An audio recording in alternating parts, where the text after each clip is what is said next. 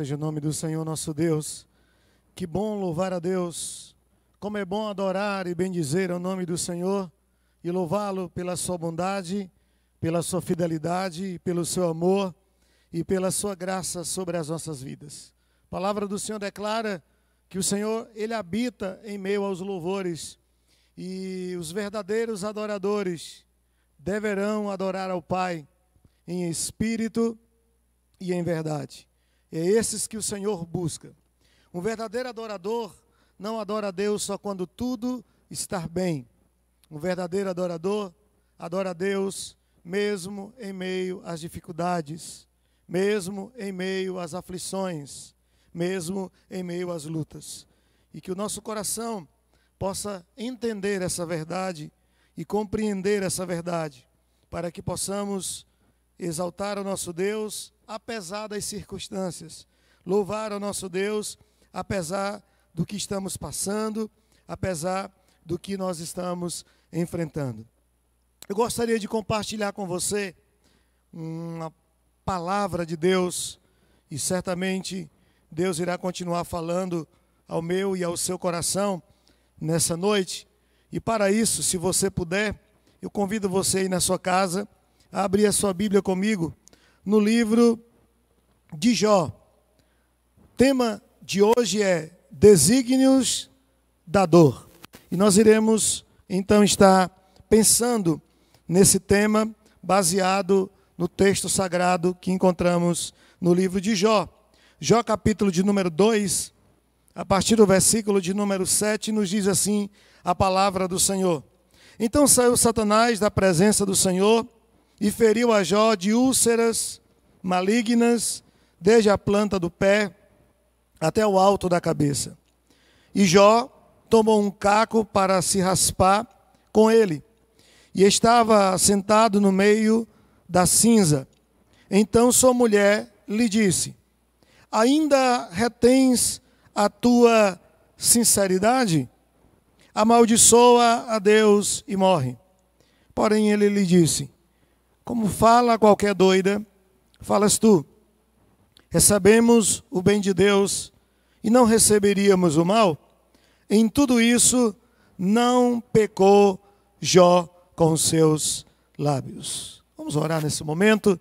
Muito obrigado, Senhor, pela tua palavra que é a verdade, tua palavra que é vida, tua palavra que muda a história, tua palavra que transforma corações, e que a tua palavra, neste momento, ao entrar em cada lar, possa também entrar em cada coração, e que esta palavra venha transformar histórias, venha mudar a perspectiva e nos dar uma nova direção acerca do teu plano para com as nossas vidas. Que cada coração, que cada mente esteja cativa à tua voz nesse momento. Oramos assim em nome do Senhor Jesus. Meus queridos, eu gostaria de, antes de desenvolver o tema proposto nessa noite, já pontuar algumas verdades sobre as provações divinas. E a primeira dessas verdades é que o sofrimento, ele representa um dos maiores dilemas para o ser humano. Todo ser humano, toda pessoa, todo indivíduo que está passando por uma situação aflitiva, vem a questionar o porquê. Vem a perguntar por que está passando isso, por que está enfrentando essa realidade dura em sua vida. Porque o ser humano não foi criado para sofrer. Quando Deus nos criou, Ele nos fez perfeitos para vivermos a vida infinita aqui na terra e glorificarmos a Ele. Mas o pecado veio, e quando o pecado chegou, ele trouxe com ele dores, infortúnios, aflições, angústias, porque o pecado gera tudo isso. A Bíblia diz que o salário do pecado é a morte. Todos os males, todas as calamidades, inclusive momentos como esse que estamos enfrentando, têm sua resposta no pecado. O pecado, ele trouxe todas as consequências maléficas para a criação de Deus. Deus não é responsável pelo que acontece no mundo, pois o homem tem tomado caminhos contrários ao plano de Deus e tem sofrido consequências em meio a tudo isso. Nós nos sentimos incapazes e impotentes diante do sofrimento, e a primeira reação comum a todo ser humano é: por que eu estou sofrendo? Por que isso está acontecendo comigo? Nesses últimos dias, eu tenho ouvido muito essa pergunta de muitas pessoas: por que isso está acontecendo? Porque eu tenho o meu direito privado de ir e vir, de estar em comunhão com as pessoas, de poder manifestar afeto para com as pessoas que eu tenho amor. E nós muitas vezes não entendemos o porquê das coisas, não compreendemos, porque isso faz parte da nossa natureza, de não entender e compreender todas as coisas. Uma segunda verdade sobre as provações é que Deus, Ele prova sim os seus filhos. Essa meia verdade, para não dizer total mentira, que tem sido anunciado em nosso tempo, que os filhos de Deus estão protegidos, de que o mal não bate à porta do justo, de que o justo não sofre, de que o justo não padece, é um ensino que não tem nenhum fundamento com a palavra de Deus. Ao contrário do que se tem dito e ensinado, a Bíblia nos ensina que o justo padece, que o justo sofre, que o justo passa por aflições. O próprio Senhor Jesus Cristo disse que o sol nasce para justos e ímpios, e o grande sábio em Eclesiastes disse que todos os homens estão fadados a passar por dias maus. Isso faz parte da história. Então o fato de servirmos a Deus, de sermos fiel ao Senhor, de não andarmos de acordo com o mundo, não significa que estamos imunes a isso. E esses dias eu ouvia muitas pessoas falar que esse tipo de situação não aconteceria com o crente, porque o crente estava protegido, o crente estava guardado, e isso não é verdade, irmãos. Nós estamos sujeitos a tudo isso, e Deus prova sim o seu povo, Deus Ele prova os seus filhos. A Bíblia está repleta de exemplos em que muitos servos de Deus passaram por grandes provações para ter a sua fé aprovada por Deus. Uma terceira verdade sobre as provações é que nem toda dificuldade é uma provação divina. Muitas vezes, o que está acontecendo conosco é resultado das nossas escolhas erradas, das nossas atitudes impensadas, e nós escolhemos aquilo que plantamos. A palavra de Deus, em 2 Coríntios 9, diz que aquilo que plantarmos, certamente colheremos. Então, muitas vezes, o que nos advém é uma colheita de uma semente que plantamos no passado. Toda ação produz uma reação. Por isso, precisamos pensar bem nas nossas atitudes, naquilo que estamos semeando hoje, porque certamente iremos colher no futuro. Então, nem toda dificuldade enfrentada por um servo de Deus, por uma pessoa, tem a ver com uma prova divina. Às vezes nós estamos simplesmente colhendo aquilo que nós mesmos plantamos no passado. Mas falando dos desígnios da dor, o que podemos extrair de bom com a dor? O que podemos tirar de verdades e lições nas aflições, nas lutas, nas provações que nos advêm? Que podemos aprender? Será que podemos crescer em meio a tudo isso? Sim. A palavra de Deus seguramente nos afirma que as provações são um meio divino para alcançar um fim em nós. O meio é a prova, e o fim em que Deus alcançará em nós é aperfeiçoar-nos para a sua glória.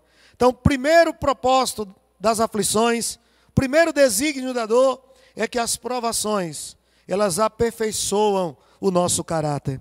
O apóstolo Pedro, na sua primeira carta, no capítulo 4, verso 12, ele diz: Amados, não estranheis o fogo ardente que surge no meio de vós, destinado a provar-vos, como se alguma coisa extraordinária vos estivesse acontecendo.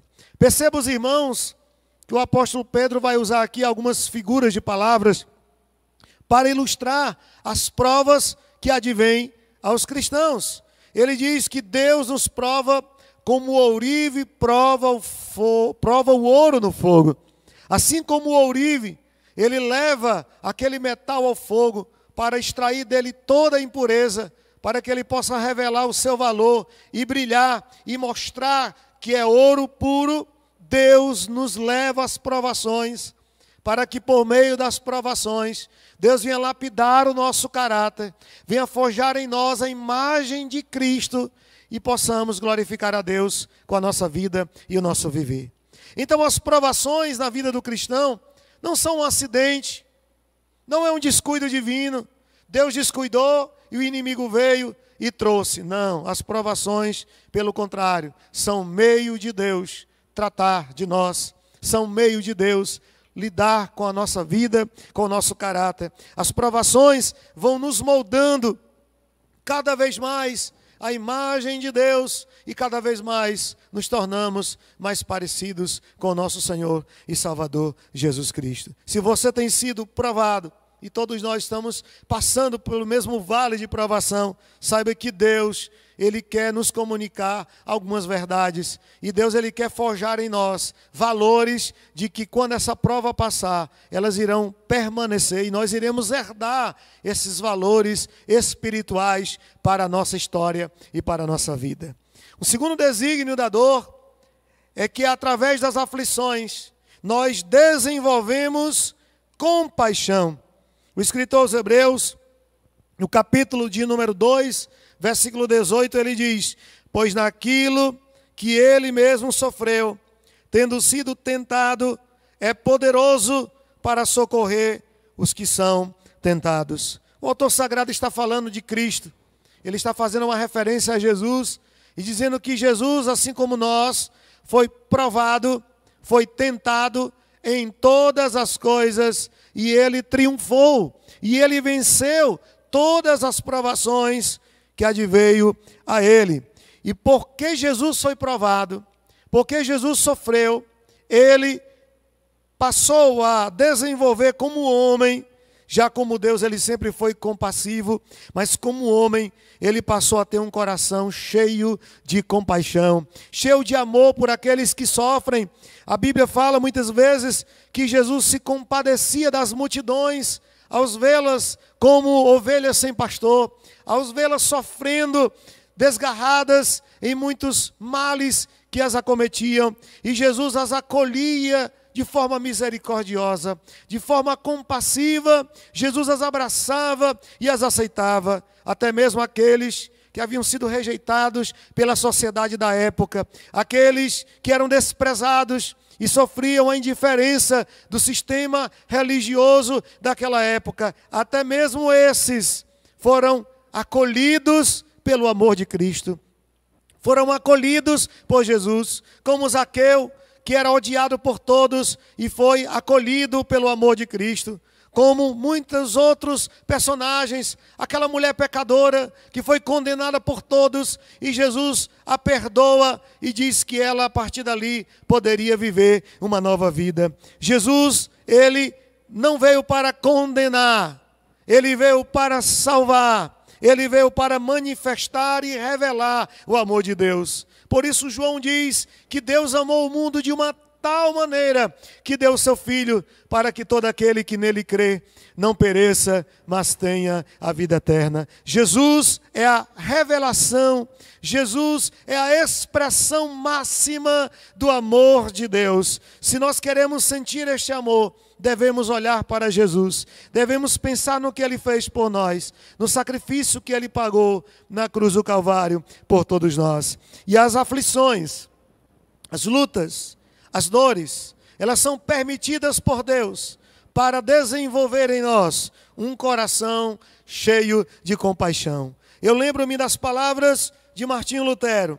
Ele disse certa vez: eu nunca teria compreendido o que significam certas palavras de alguns salmos, as expressões de angústia de muitos personagens, se Deus não tivesse me dado aflições. O que Martinho Lutero está querendo afirmar é que as aflições nos tornam sensíveis à dor alheia. As aflições geram em nós empatia e nós passamos a sentir a dor do outro, porque sabemos o que é padecer, sabemos o que é sentir dor. Então o Senhor permite muitas vezes aflições para nos tornar mais humanos, mais sensíveis aos outros e à dor dos outros.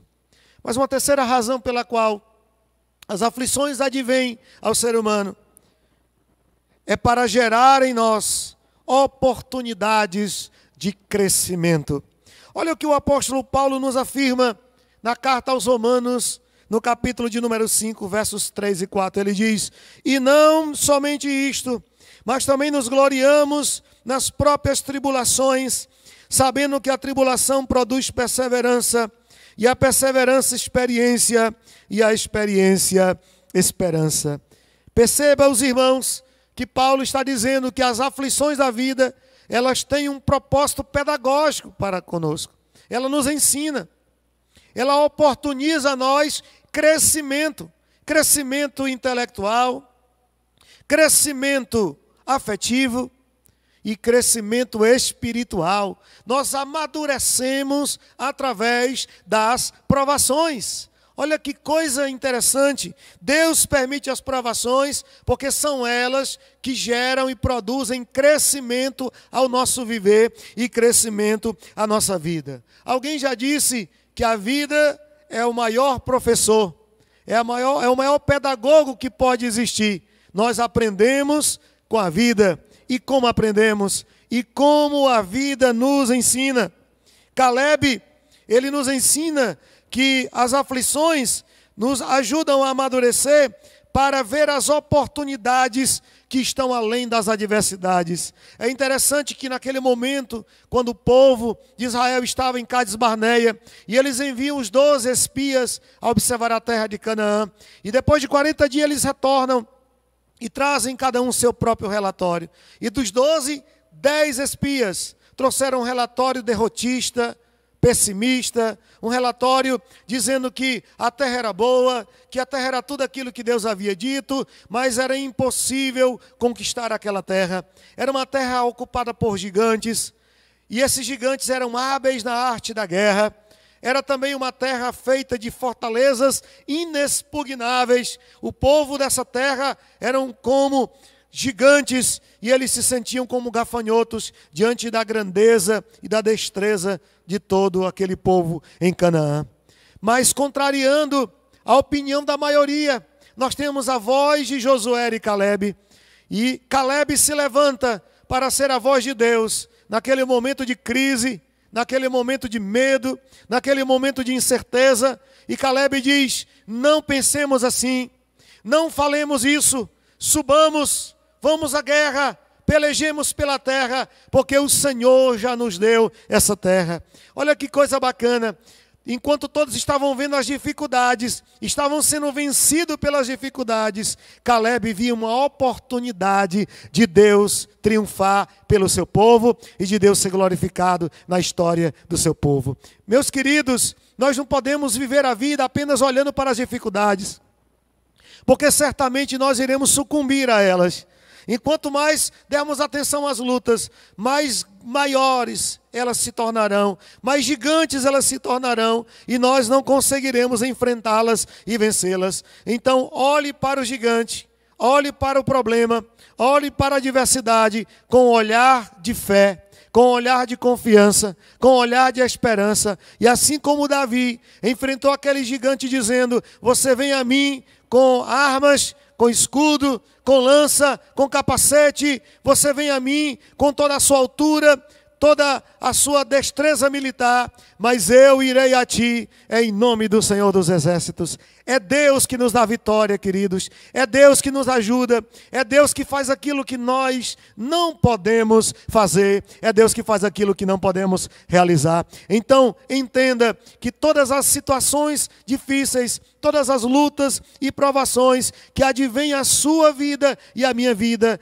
na verdade, é Deus te tirando da zona de conforto. É Deus dizendo que tem algo maior para você, que tem algo mais para fazer em você e através de você. E enquanto você continuar na sua zona de conforto, nada de novo vai acontecer. Então, de repente, tudo muda de lugar. Deus permite que um vento venha e bata contra a sua casa e tire tudo de lugar e bagunce tudo. Mas eu quero dizer para você que Deus continua no controle de todas as coisas. Confie nisso, acredite nisso. No final tudo vai dar certo, tudo vai terminar bem, porque Deus está permitindo algo para um propósito maior. A Bíblia diz que todas as coisas cooperam juntamente para o bem daqueles que amam a Deus. Então entenda que Deus está te tirando da zona de conforto, porque Ele quer que você alce voos maiores, Ele quer que você voe nas alturas, Ele quer que você, como a águia, voe acima da tempestade, acima das nuvens, nos céus de Deus, e vê tudo que Deus tem preparado para a minha e para a sua vida. Uma quarta lição que podemos extrair das aflições. Um quarto desígnio da dor. E agora eu me volto para o texto de Jó. Está no capítulo de número 19, versículo de número 25. O que nós podemos aprender e o que nós podemos ganhar com as aflições. Jó nos ensina que ela nos ajuda a desenvolver uma fé inabalável. Jó declara: ainda que ele me mate, não deixarei de confiar nele, não deixarei de crer nele. Ainda que ele me mate, eu continuarei crendo e confiando nele. A verdadeira fé, ela independe da situação, ela independe da circunstância. Porque a verdadeira fé, ela está ancorada em Cristo e não nas circunstâncias que nos rodeiam. Porque as circunstâncias, elas são mutáveis, elas mudam. Poderá você estar vivendo um momento ruim agora e outro bom amanhã. Talvez você viveu até semana passada um momento bom e agora você está vivendo um momento ruim. As circunstâncias são assim, elas são mutáveis, mas o nosso Deus, Ele permanece para sempre. O nosso Deus é rocha firme, Ele é a pedra angular, onde a nossa vida precisa estar edificada. E mesmo que o vento sopre, e mesmo que os rios corram, e mesmo que a tempestade bata contra a casa não cairá, porque está fundamentada na rocha, que é Cristo Jesus, o nosso Senhor. Por isso, queridos, Deus, através das aflições, desenvolve em nós uma fé inabalável, uma fé ultra circunstancial, que não importa o que está acontecendo, mesmo que tudo pareça impossível, Deus continua no controle, e isso é ter fé. Fé é confiar quando tudo está ruim em sua volta, e você mesmo assim continuar acreditando, continuar com esperança. Fé é a certeza de que Deus está no controle de todas as coisas. E mesmo que tudo pareça perdido, Deus continua sendo Deus da sua história. Fé é acreditar que no final Deus será glorificado. Porque o escritor aos Hebreus diz que a fé, ela traz o impossível ao possível. Ela chama à existência aquilo que não existe. Isso é fé. E as aflições nos advêm para nós desenvolvermos uma fé madura, uma fé firme em Deus, uma fé fundamentada em Cristo e na rocha que é Cristo Jesus. Precisamos desta fé de Jó. Quando tudo ruiu diante dele, quando tudo desmoronou, Jó disse: ainda que ele me mate, nele eu confiarei, nele eu esperarei. Jó estava mostrando para todos que ele não confiava em Deus pelo que ele tinha, pelo que Deus podia lhe dar, mas ele confiava em Deus, porque Deus era para ele. A relação de Jó com Deus estava acima das bênçãos que Deus poderia dar e conceder a esse patriarca. Uma quinta verdade que podemos extrair das aflições, um quinto desígnio da dor, é que através da dor nós conhecemos melhor a Deus. No capítulo de número 42, no versículo 5, nós temos ali a oração de Jó. Jó, no final de tudo, ele ora e ele começa pedindo perdão a Deus por não entender, por não compreender tudo aquilo que estava acontecendo em sua vida. E Jó, então, ele orando, ele disse: antes eu conhecia a Deus apenas de ouvir falar, mas agora os meus olhos te veem. O que Jó está dizendo com isso? Eu lembro-me de uma canção que nós costumávamos cantar muito na igreja, que dizia: antes eu te conhecia de ouvir falar, mas agora de contigo andar. É basicamente isso que Jó está declarando. Ele dizia: eu já conhecia Deus, mas o conhecimento que eu tinha de Deus era um conhecimento talvez superficial, era de ouvir falar, era um conhecimento de terceiros, no que as pessoas diziam, no testemunho dos terceiros, naquilo que eles declaravam que Deus era para eles e que Deus tinha feito na vida deles. Mas agora não, depois de toda essa aflição, depois de toda essa situação vivida por Jó, ele declara: agora eu te conheço por experiência própria. Agora eu te conheço de contigo andar. Agora eu te conheço de contigo estar.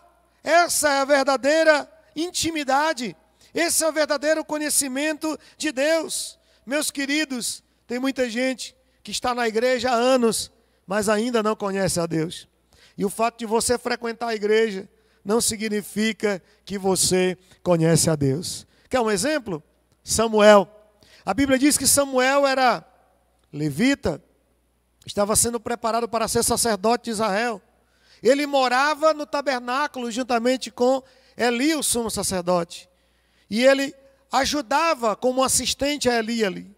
Mas ele não conhecia a Deus. No capítulo 3 do primeiro livro de Samuel, diz que o Senhor chama Samuel. E ele corre para o quarto de Eli, achando que era o sumo sacerdote que estava o chamando. E o texto diz: ele ainda não conhecia o Senhor. Ele ainda não conhecia a voz de Deus. Tem muita gente que está na igreja, que tem um conhecimento religioso, que conhece o sistema, os dogmas, os rituais, mas não significa necessariamente que você conheça a Deus. Porque conhecer a Deus vai além de frequentar um templo religioso, de fazer parte de uma comunidade cristã. Conhecer a Deus tem a ver com ter experiências com Deus, com ter vida com Deus, com ter comunhão com Deus, com ter intimidade com Deus. Conhecer a Deus tem a ver com isso. É isso que é conhecer a Deus. E o Senhor nos chama para conhecermos a Ele, para conhecermos a Ele intimamente, para termos comunhão profunda e íntima com Ele, não apenas de ouvir falar, não apenas de testemunhos de terceiros, mas a nossa própria experiência com Deus. Eu lembro-me de uma canção do cantor Armando Filho que diz que a experiência, ela é pessoal e intransferível. A experiência com Deus é algo que pode trazer valor à fé do outro, sim. É algo que pode edificar a fé do outro, sim. Mas a experiência com Deus precisa ser pessoal. Eu não posso usar a experiência do meu irmão para balizar a minha vida com Deus e fundamentar a minha caminhada com Deus. Eu preciso ter as minhas próprias experiências espirituais com Deus. E são através dessas experiências que nós aprendemos a conhecer a Deus melhor. C.S. Lewis diz que o sofrimento é o megafone de Deus.